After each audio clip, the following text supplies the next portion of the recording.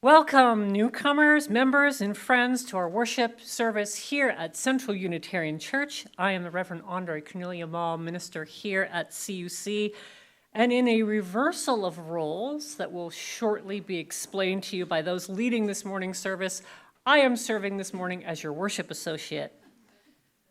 I was called as CUC's settled minister in 2019, and over the last 4 years, it's only been 4 years, it feels like a lot longer.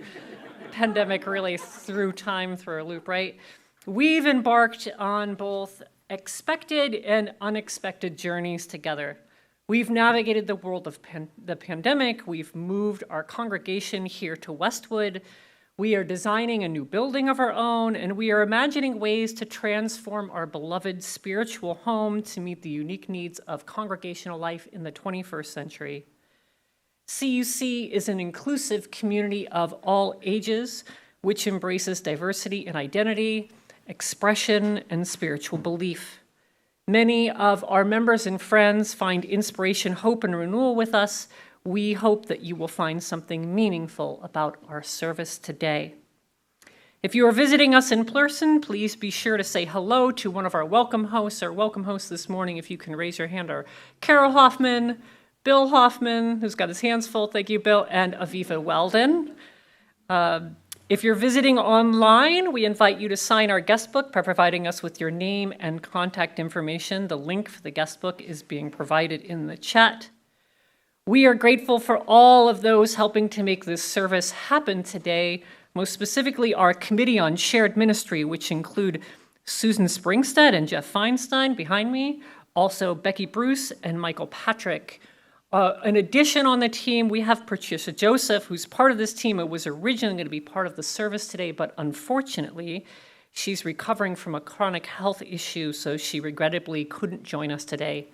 Although despite her absence, her words are still present in our service, and she was a big part, along with the rest of the team, in creating our service today. Our flowers today are provided by Becky Bruce, and our coffee hour is hosted by the Committee on Shared Ministry. Also on our service today are our music director, Matt Anderson, and on the tech room, we have Phil Sosinsky and John Freund. We invite you to stay after service for coffee, conversation, and connection in the same space. As we prepare to begin our service this morning, we ask those in person to please silence your electronic devices. And for those of you online, we encourage you to have your own chalice ready to light as we light it in our own space here. Hopefully, we've been mentioning this, hopefully you've all been seeing our new fancy announcements that are displayed on the screen before service. This allows us to communicate a lot more than we typically do verbally here during the service, but I want to draw your attention to a couple of items.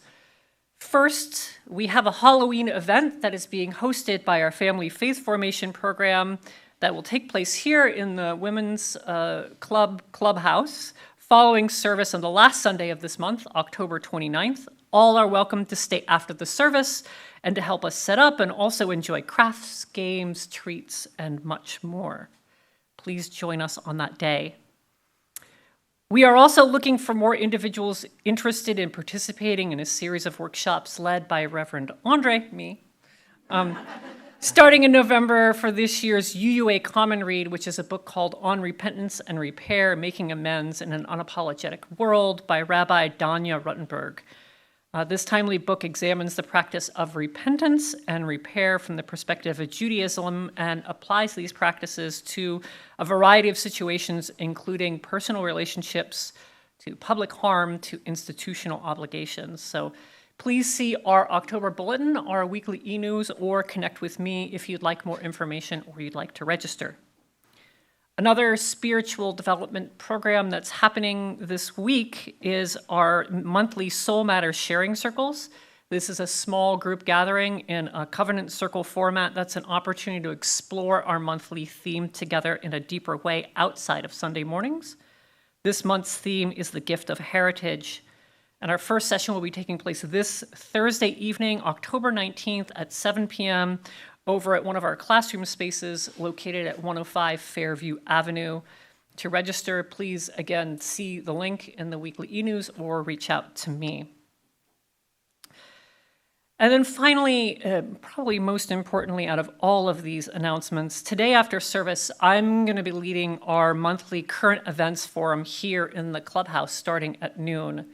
This is a monthly opportunity to discuss current events from the perspective of Unitarian Universalism, and today's topic will be Israel. We are all shocked, saddened, angered, and more by the horrific attack last week and the ensuing war that is taking place in Israel this week. Already, we hear people taking sides, arguing about what happened and what happened. There have been pro-Israeli and pro-Palestinian protests happening all over. People are also reporting increase in both anti-Semitic and anti-Islamic acts. And regardless of how we feel about the Israeli and Palestinian conflict, we as compassionate human beings of faith, we have the ability to hold the complexity of this situation. And one of the concerns that I hold as a minister is that I feel that in modern society, especially one that is becoming more and more facilitated by online discussion, meaning one of the things I fear is more and more of our public dialogue is becoming one of absolutes. We promote either or thinking. You're either for us or you are against us, without wrestling with the very necessary nuance that is needed for so many issues that we are facing. And this is one of them. This is one of these big issues we're facing as a global community. So let's not fall into that pattern with Israel. We can and we should condemn the abysmal acts of terrorism which were inflicted by Hamas on the Israeli people. And we can at the same time recognize that the average Palestinian is not Hamas, and those civilians too are under attack. We can act in solidarity with Israel in the face of this terrorist attack and support their right to defend themselves. And we can decry the approach that a right-wing Israeli government is taking in response to the attack, where Palestinian citizens, up until today, I believe, have been without humanitarian support or a way to even leave Gaza, therefore having to live with constant bombing and what looks like an escalation of the war. And we can hold all of this, mourning the lives lost, mourning the lack of peace in Israel, which seemed far off before this week, and now almost seems impossible. For many of us, especially those of us with ties to Israel or Gaza, including our Jewish and Muslim siblings, this is a very present and very haunting situation. I know in my home, we have been talking about this in depth each day all week. I spent some time at a progressive synagogue yesterday evening where we were talking through this. We all need space to process what is happening and how we might react. So we're going to include a little time during our joys and sorrows today to begin creating that space. And then I encourage you to join me at noon after the service. We'll make a circle up here in front of the congregation, in front of this space, and we'll go into a deeper mode of processing and understanding what is going on. And with that heavy thing that is on all of our hearts, I wish that our service today, I pray that our service today on shared ministry is not a distraction from this grave issue of our present moment, but may it be a balm. May it be a service that reminds us of the beauty and gifts that we have when we gather together in community, where we intentionally share our spirits and all their simplicity and all their complexity. We share our spirits and more with each other.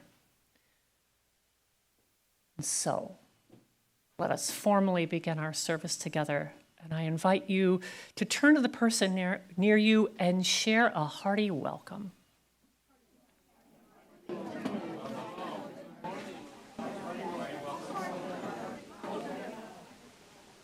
Hearty welcome to you.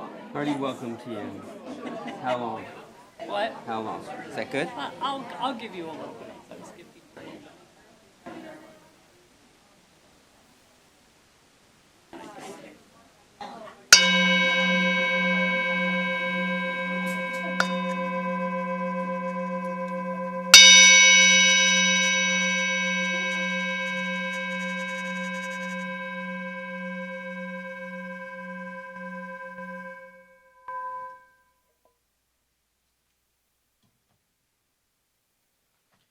This morning takes the focus off our minister and how they are doing and shines a light on us, the congregation, and how we are doing. Why did we need another committee? Good question. We're going to attempt to answer that this morning and the years to come.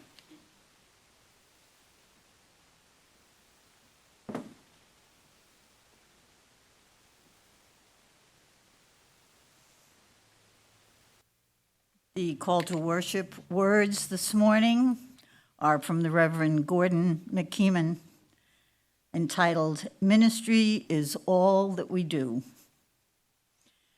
Ministry is all that we do together. Ministry is that quality of being in community that affirms human dignity, beckons forth hidden possibilities, invites us into deeper, more constant, reverent relationships, and carries forward our heritage of hope and liberation. Ministry is what we do together as we celebrate triumphs of our human spirit, miracles of birth and life, wonders of devotion and sacrifice. Ministry is what we do together with one another, in terror and torment, in grief, in misery and pain, enabling us in the presence of death to say yes to life. We who minister speak and live the best we know with full knowledge that it is never quite enough. And yet we are reassured by lostness found, fragments reunited, wounds healed, and joy shared. Ministry is what we all do together. Let us open with the hymn number 1058 in the green hymnal, the little skinny hymnal. And we will sing it 2 times.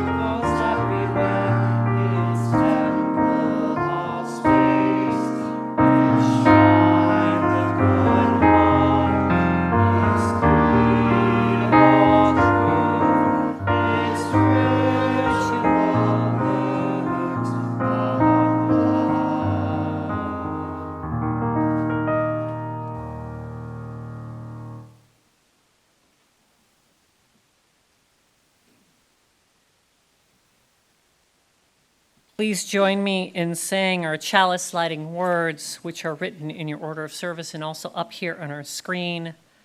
We light this chalice to remind us of our dreams, to nourish our heart, mind, and spirit, to work towards a better world for all, to embrace the whole of our human experience, to honor our past and our gifts of the present, to create a community where each of us may find healing, transformation, and hope. And now we will hear a brief reflection on video from our Committee on Shared Ministry.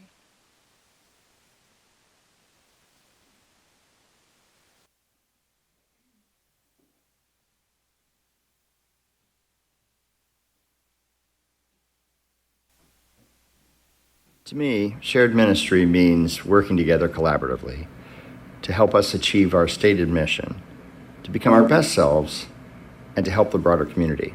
It takes trust and the involvement of everyone at CUC. What is shared ministry? I am not a minister, but I do understand the meaning of the word share. I believe that shared ministry is what we undertake when we, along with our minister, shoulder the work required to fulfill our mission, doing what we can, when we can, and where we can. When we truly share ministry, our mission statement becomes so much more than a guide and a few inspiring words.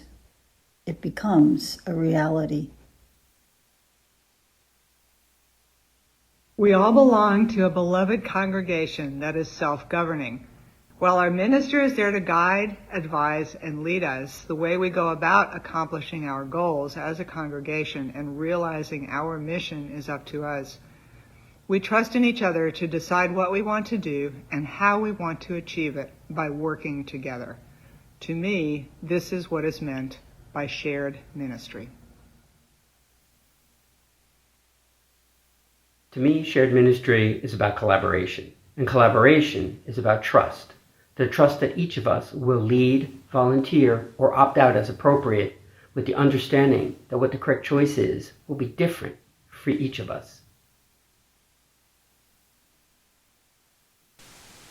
To me, shared ministry means everything we do together.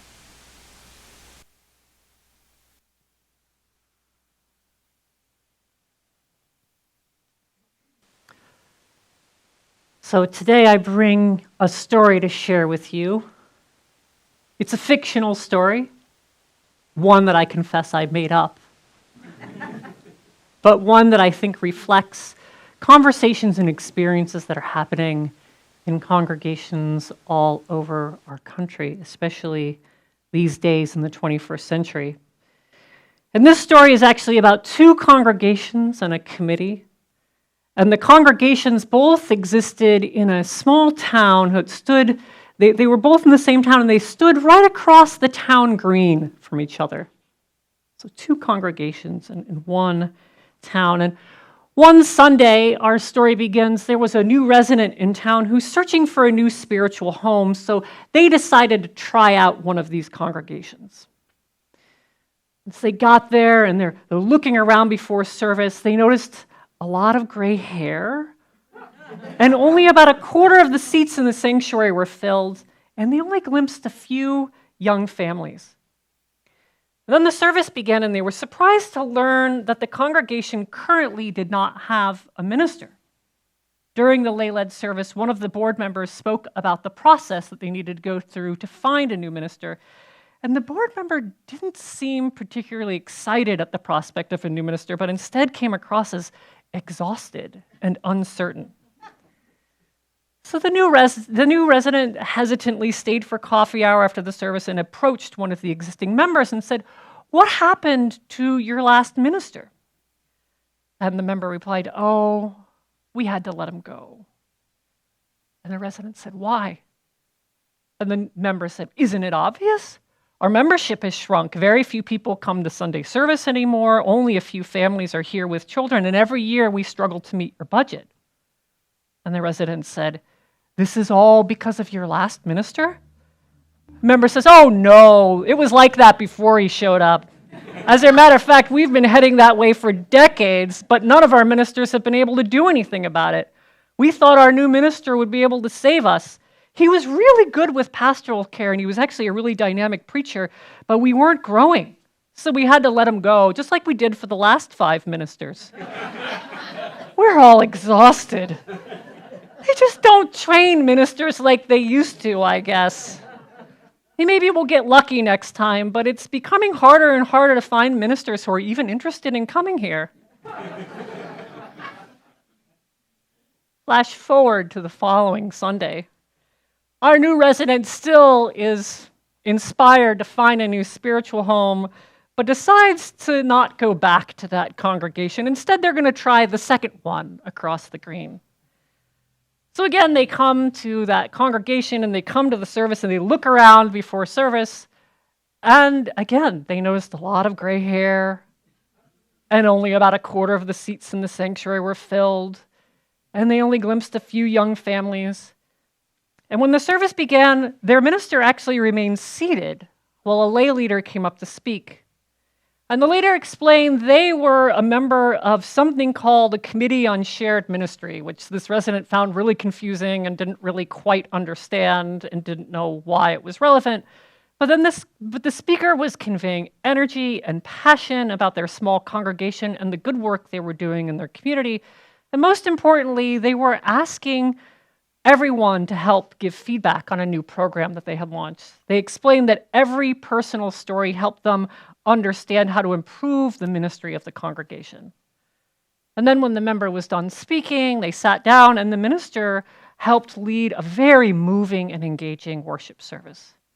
So after the service, the new resident very gladly stayed for coffee hour and approached one of the members and said to one of the members, "When did you get your new minister?" And the member said, "Oh, she's not new. She's been here for about 7 years. What makes you think she's new?" And the resident says, "Well, I figured you wouldn't keep her around if your congregation's so small." And the member said, "Well, our size has nothing to do with our minister. We've had a lot of struggles, but what congregation hasn't these days? People aren't engaging in religious life like they used to. Our membership has shrunk and very few people come to Sunday service anymore, and we only have a few families with children, and each year we struggle to meet our budget. And many congregations are struggling these days, especially those that are our size. And most congregations in this country, let's face it, are about our size or smaller. That's why we're trying new things and we're trying new ways to serve our mission." So the new resident says, "Well, okay, so is that what your minister is doing then?" And the member says, "Well, she's a big help and provides a lot of guidance for us for sure, but it's not her job. We ask a lot of our ministers. We do need them to be good preachers and provide good pastoral care and get engaged in social justice issues. We need them to have a vision for where we're going, but more importantly, we need them to collaborate with us. Because our minister doesn't own our mission on her own. Our mission belongs to all of us. Our minister is part of how we fulfill it, but all of us play a role in our ministry. We call it shared ministry. That's why you heard from that speaker this morning from the Committee on Shared Ministry. They work closely with our minister and our board to help us better understand what we are doing well and what we need to consider changing. They're part of the way we work together and to create a new future for our congregation. The resident kind of looks puzzled and says, "This all sounds very different from the congregation across the green." And the new member said, "Well, it is. My family and I used to go there for years, but they kept letting go of these good ministers and nothing ever seemed to change, and it was really discouraging. So we came here and we stayed, and the energy here is really different." The resident said, "Well, why do you think that is?" And the member said, "Because I feel like I'm part of something. Things aren't the way they used to be, and there's a lot of change, a lot, and it takes work. And I've had to adjust my own expectations and understanding about what makes a vibrant congregation these days, but I don't feel discouraged. I'm energized because I'm invested in the future of this congregation together. All of us are, not just our minister. Plus, this approach aligns with our heritage. Our faith tradition believes strongly in the power of the local congregation. If we don't cede our power to a higher authority, why would we cede our power to a minister or just one person?" The resident thought this was a pretty good conversation. And so the third week, they woke up and decided again that they wanted to go to services. And which of the two congregations do you think they went to?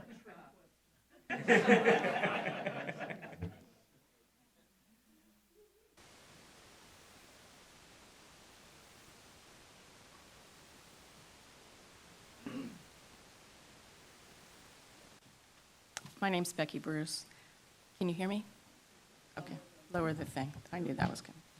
So I apologize in advance because I brought the wrong glasses. I brought my knitting glasses. So what brought me here? Well, I came for my kids and stayed for myself. I've heard that countless times here. I was raised Roman Catholic. When I was a teen, we had an atypical priest at Good Shepherd. Father Tom Quinlan used to give sermons by starting with the gospel reading of the day. That's typical. He would then provide historical perspective at the time it was written. Not typical. show parallels to other world religions. Most priests never mentioned other religions, and then sent us off with an entreaty to live the Golden Rule. It was a different attitude about religions than I had experienced ever, and I found it interesting. My CCD classes were all about the Catholic Catechism. It provides guidance about how to be a good Catholic. But you don't learn about other religions. After Father Tom was transferred away from our parish, he was replaced by priests with a more rigid approach to church, and my family stopped attending. This experience woke me up to the narrowness of my religious education. It prompted me to take a few religion courses in college. As a parent, I started to think about raising my kids in a church, and I came to CUC with my infant son, Zach. This would have been in 1983. I found some services to be similar to the Catholic sermons of my youth, historical reference, all that stuff. But we moved away for a short time, and I lost momentum. I waffled for quite a while about church. Church, no church, church, no church. A number of years later, I returned with my then 4 children to CUC. I was looking for a religious education and a religious identity for them. It turns out being a nothing was not okay. But I was also looking for a creed I could stand behind. I love the idea that this congregation supports each of us as we are on our own spiritual journeys. I was intrigued by the idea that religious education can be a lifelong endeavor. I was inspired by being in a community of religious seekers. I find that Unitarian Universalism gives me the framework with how to relate to others with different religious beliefs. Religions have views on human nature as well as nature of the divine. There's a lesson taught in a middle school curriculum that I particularly like, that we taught here at CUC. It involves placing objects on a tray. The objects represent universal truth. Then you ask the students to describe, they're sitting around the tray. You ask them to describe what they see, and it's very easy to see that we all are looking at the same universal truth from different perspectives.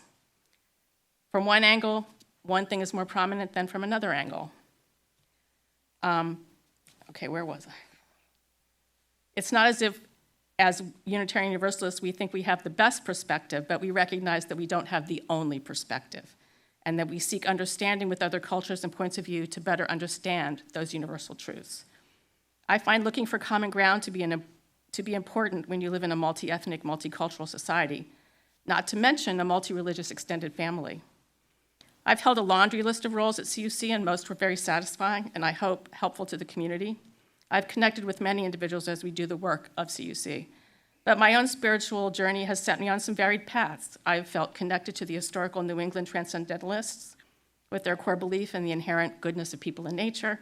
I've connected with native religions and their gratitude for Mother Earth's resources. And I've returned to the New Testament and think of myself as a UU Christian. And that kind of spiritual journey is all fine here.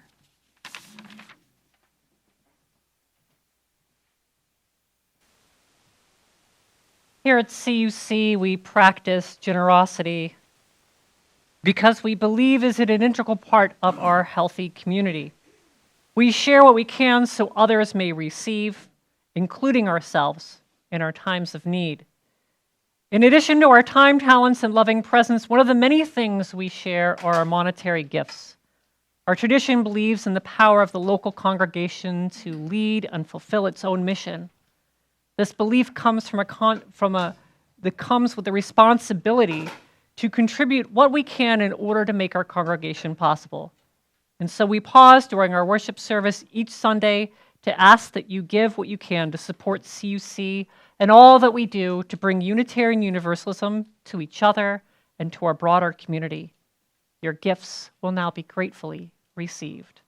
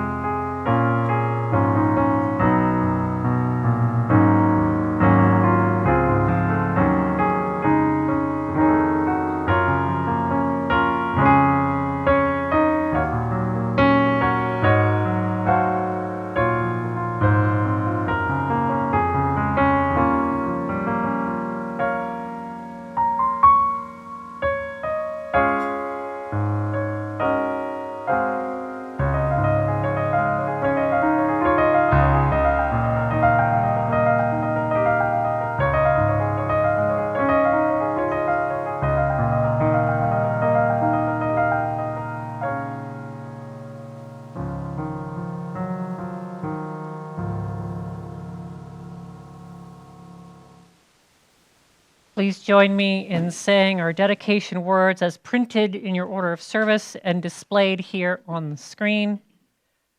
We dedicate these gifts in the service of our mission to welcome all into a home of spiritual diversity that challenges us to become our best selves, to minister to one another in love, and to serve the greater community.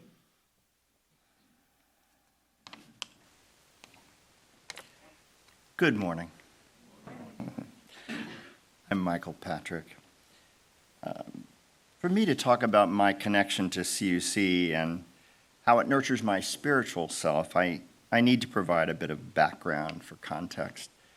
My family, for generations, have been practicing Catholics. And I was involved with the church in different roles or activities for over 40 years.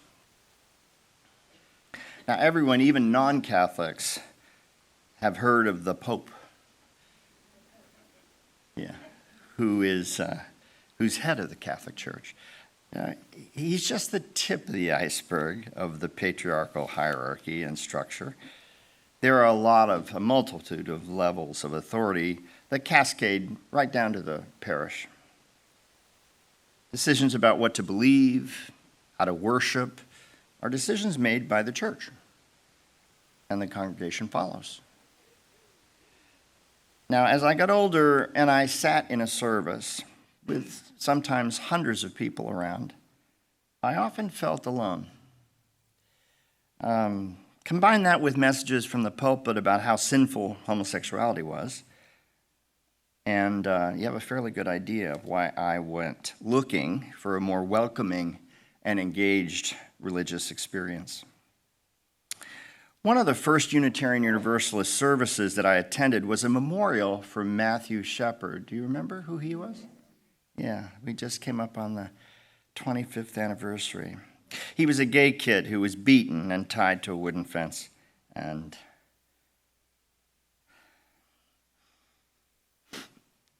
left to die because he was gay. But what I remember about that memorial service was that the UU minister said something extraordinary that day. He said that gay people weren't just welcome to the congregation. He said they were needed. That we had a perspective that belonged to others and helped others grow and learn about our diverse community. And that was the first time I heard that.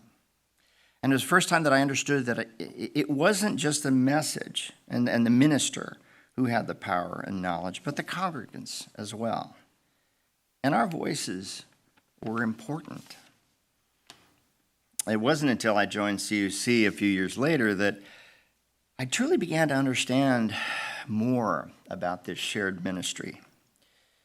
The power was in the congregation's hands. You know, the idea of sole authority coming from the top was actually flipped on its head for me. And we had a board of trustees and committee leaders who we relied on for setting goals and priorities. But the congregation, they had meetings, large and small. They had surveys, and we voted. And they all informed the decision of those leaders. There was no ultimate authority except the congregation. It's up to us to participate, stay informed, share opinions, and help leaders make decisions that align with our overall mission as a church. I love coming to CUC, not only for the community, but also because my voice counts, one among many. And I have an opportunity to serve and inspire, as many have inspired me. The often used phrase, many hands make light work, is a philosophy of getting things done at CUC. And from personal experience, I know that when I volunteer to share our ministry, I usually get much more back from my contribution than I give. It's exciting to be part of the solution. And that's why being a UU at CUC is compelling. And it all starts with having a shared ministry. Thank you.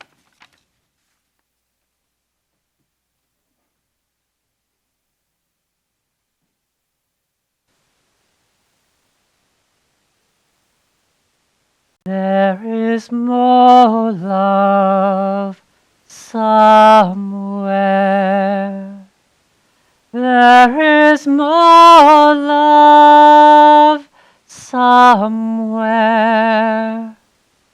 I'm gonna keep on till I find it.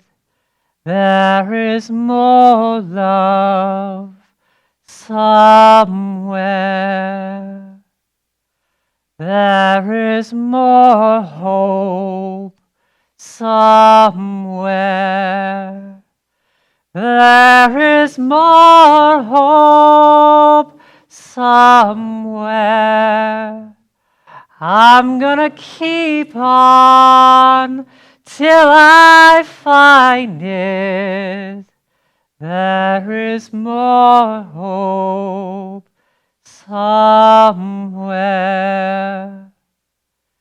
There is more peace somewhere.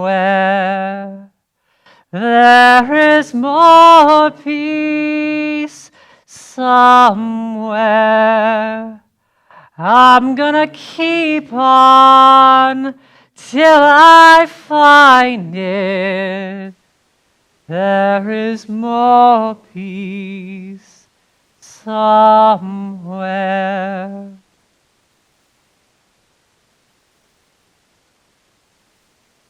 I want to do our joys and sorrows today in a slightly different format in order to be able to hold all that we are holding. I didn't receive any written joys and sorrows ahead of time.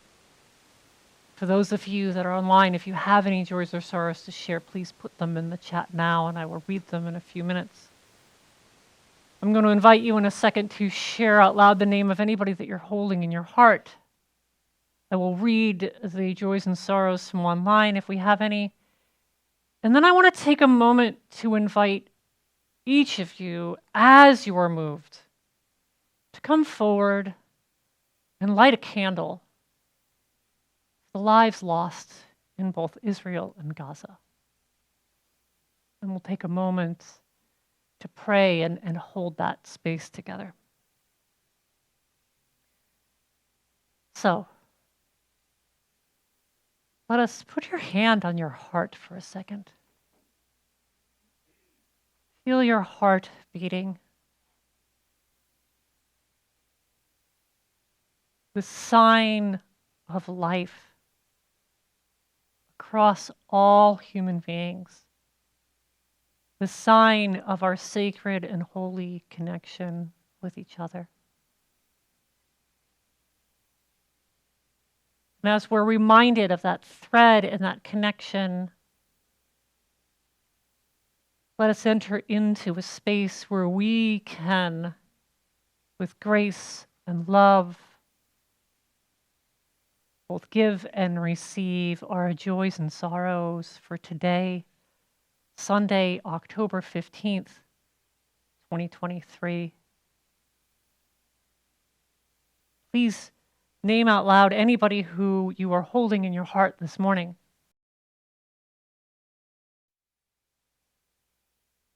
There is more love somewhere. There is more love somewhere. I'm gonna keep on till I find it. There is more love somewhere. Rabbi Sharon Bruce, in an interview with NPR this week, quoted a doctor from the south of Israel who said that this week the real dividing line is not between the Israelis and the Palestinians, but the dividing line is between those who think that violence is the answer and those who believe there is another way. And I want to lift up that beautiful sentiment that has stuck with me. Because no matter how you are feeling this week, We want to be able to hold each other in that. So I invite you to come up as you are moved now to light a candle for the people of Israel, the people of Gaza, those lives who have been lost, and those lives who are still at great risk. You may choose to do so in silence, or as you light a candle, you can share out loud a word of a feeling that you are having at this moment. So please, as you are moved, come forward.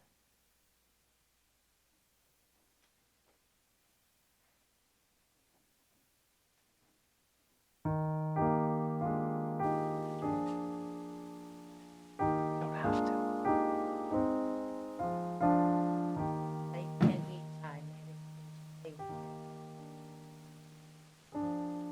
For Blake and Ita, may they stay safe at their home in Israel.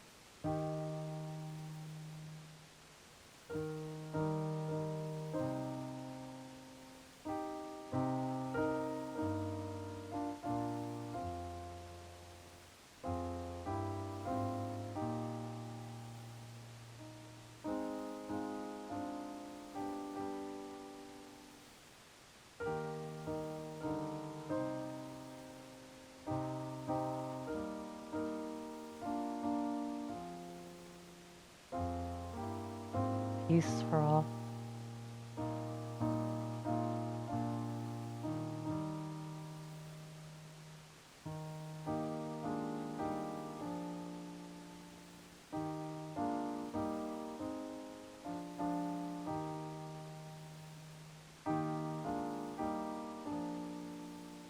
Bill lights a candle for Betty. Thank you, Bill.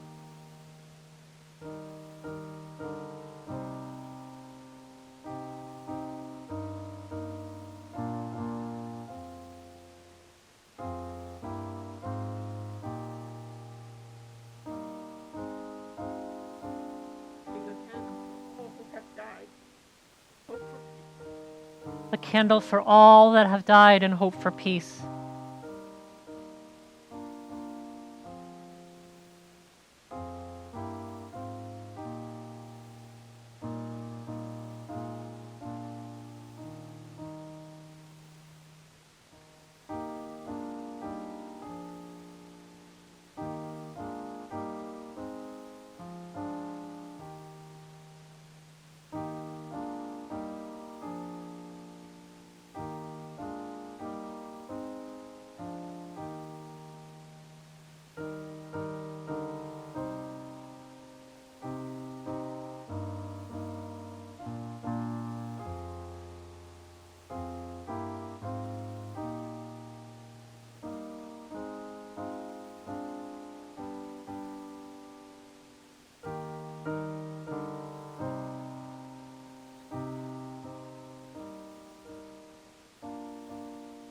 Such sadness for all, including the young babies and the families.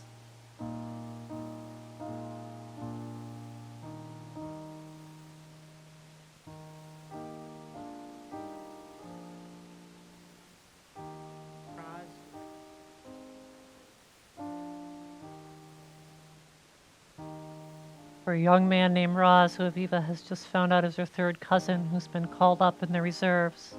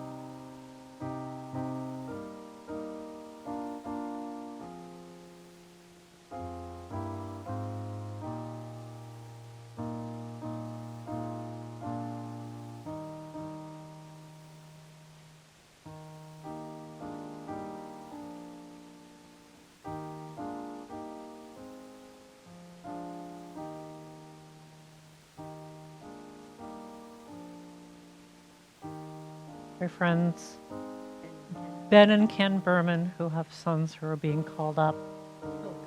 Cousins. Cousins' sons who are being called up. Sons and 3 grandsons. Got like 60 grandchildren.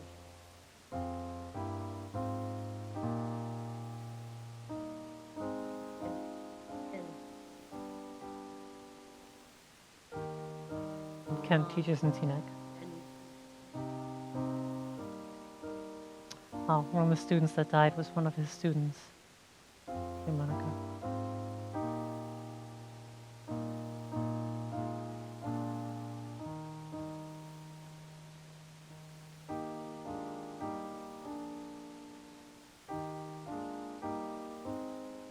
There are no sides, just threads of connection that are frayed or broken.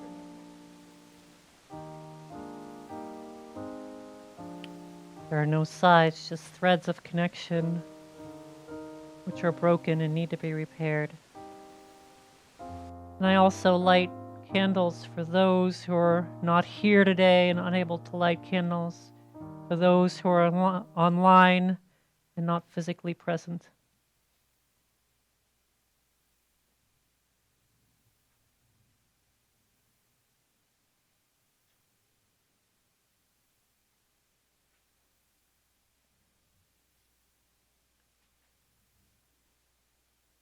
Spirit of life, you remind us in all that we do that the universe is woven together in a web of interdependence. And each of us exists because of others. All life, including human life, is the result of other lives. Shared living. This is the type of world that we can all celebrate. May we not forget this vital, vital lesson. Because when we do so at the cost of other living beings. At our worst, we treat other lives as expendable. We treat our human siblings as other instead of a holy and sacred part of our own lives. This is when we do the unspeakable, when we give in to ideologies and hates and absolutes and horrendous violence. And as we do such things, we move further and further away from you, Spirit of life. Instead, may we hold you in our arms, and in such an embrace may we hold the world and remind each other that there is no living without shared living. Amen. Blessed be.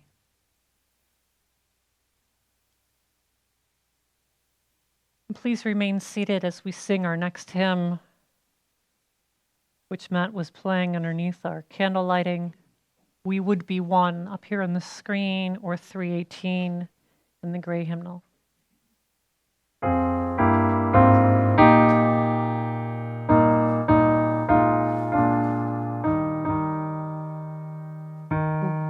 would be one in setting forth today our hymns of love, to pledge ourselves anew to that high cause of greater understanding of who we are and what in us is true. We would be one in living for each other, to show to all a new community. We would be one in building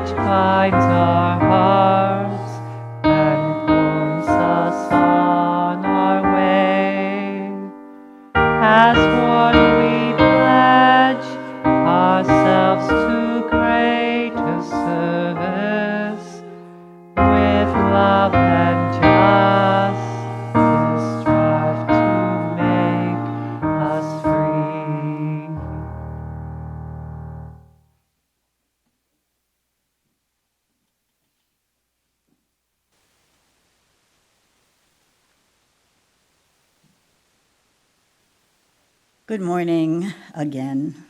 I am Susan Springstead, and as you surely know, I am not a minister. But I have become aware of and committed to the idea of sharing ministry. It is something that CUC has been doing without naming it for a long time. Some years more successfully than other years. Last month, Reverend Andrée talked about their being called to ministry as a profession. I was not. But perhaps, like you, I was called to this congregation because of its all-embracing, non-doctrinal principles. Here, I found something almost undefinable that had been missing from my life. The minister was part of it, the principles were part of it, and in so many ways, each of you were part of it. And now I am part of it too, shared ministry.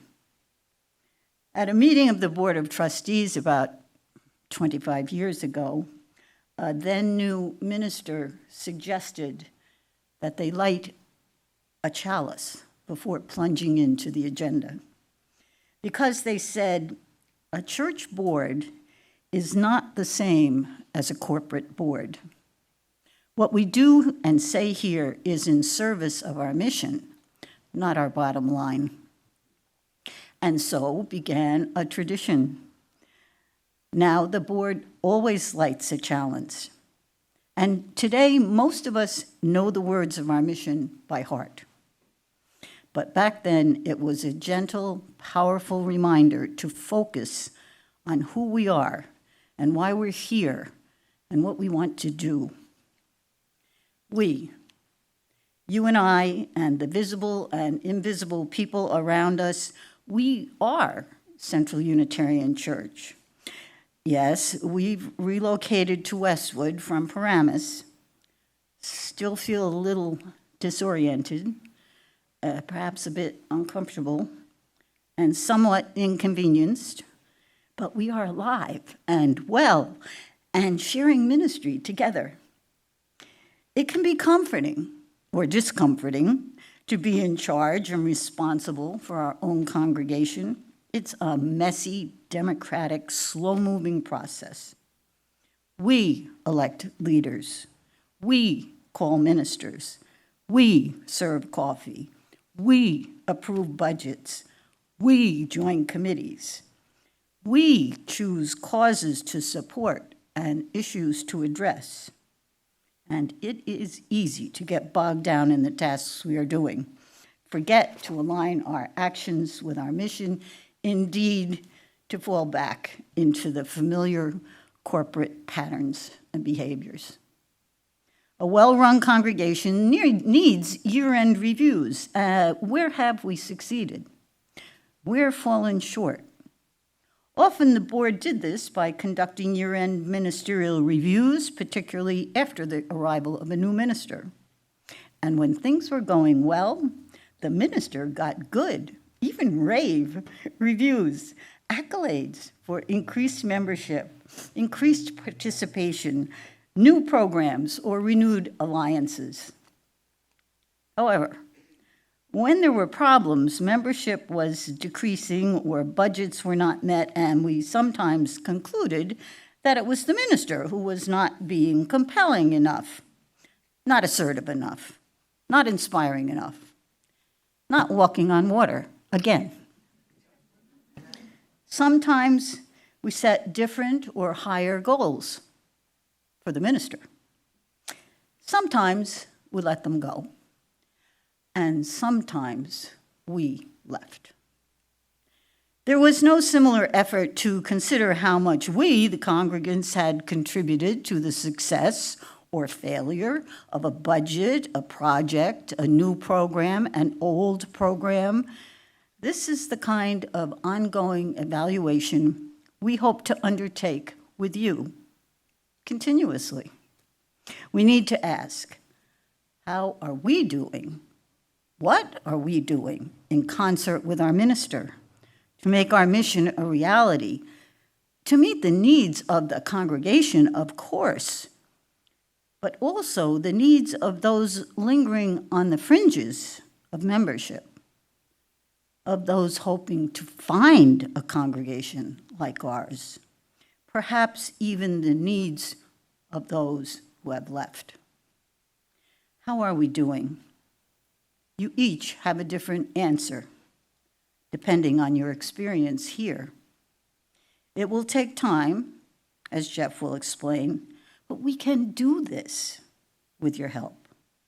We have a strong mission, a committed minister, and a unique congregation. Let's get started sharing.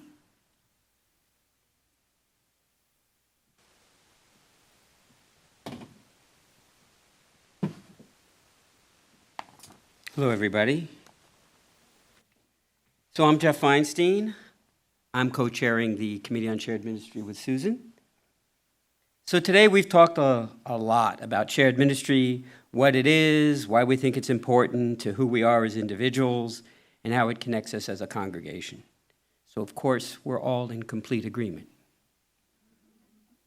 And we completely understand everything, right?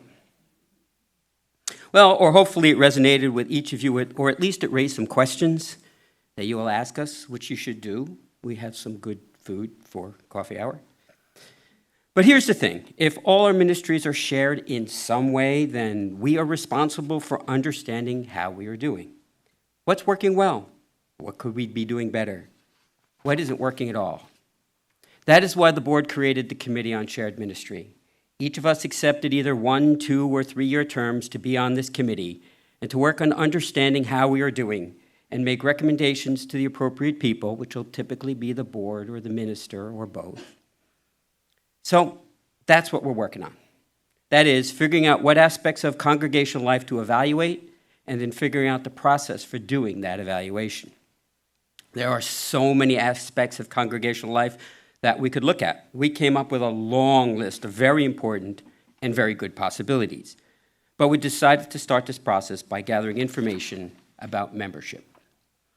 Eventually, we will get to the other topics, but membership is where we decided to start.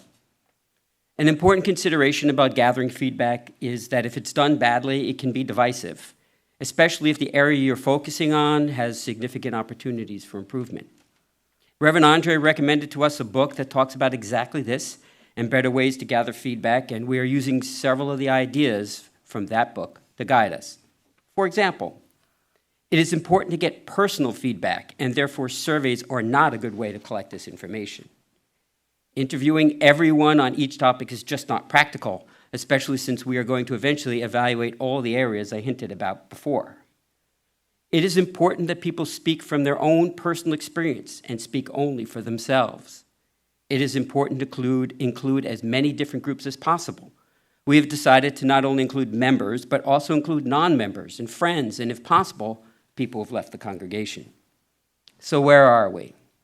Right now, we are in the process of figuring out exactly what we want to know about membership. What are the exact questions we want to ask, and who exactly we will ask for this first topic? At some point in the next few months, we will begin rolling out this process and ask some of you to participate in one of several small group conversations around those questions. This work is a little daunting to those of us on the committee, but we believe the process, done correctly, can have a great positive impact on our community. Each of you, whether you are asked to participate in this first topic or a future one, will have the important task of giving us feedback on how we as a congregation are doing and help provide this team with the information we need to make recommendations that will enhance our community. That, in turn, should help us become even stronger as we head into our ever-changing future. So as we finish up today, we leave you with a question. Phil, if you could put the question up. Let's see if you can get there. The question is, what is my role in our shared ministry? Matt will play a little intro to hymn 1017 while we consider the question.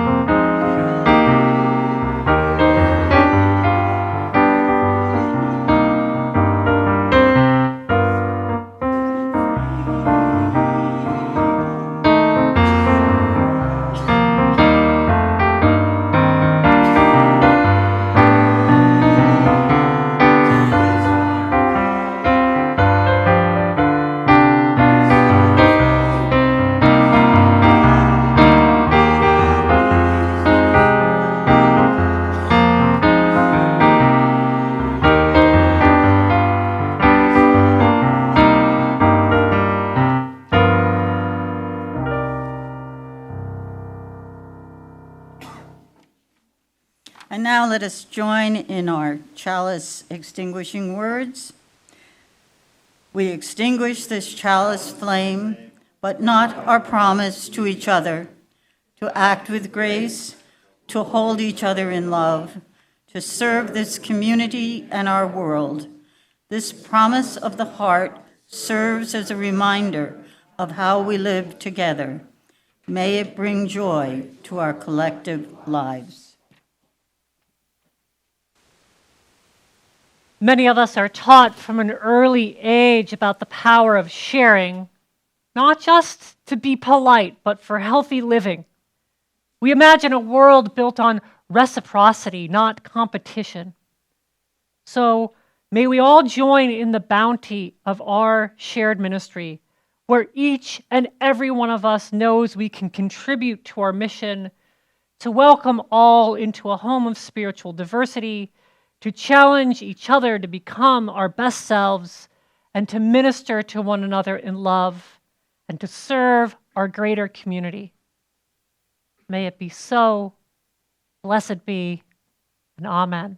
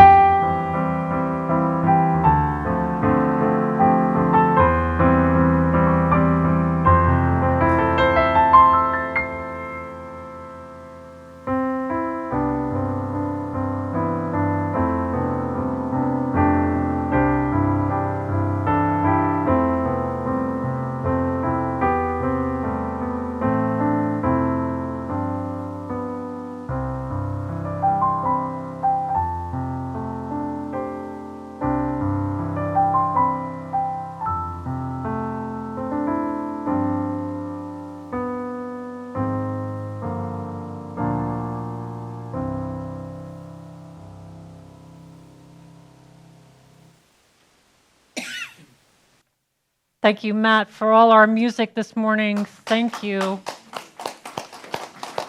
Thank you to our Committee on Shared Ministry members, Susan and Jeff and Becky and Michael and Patricia.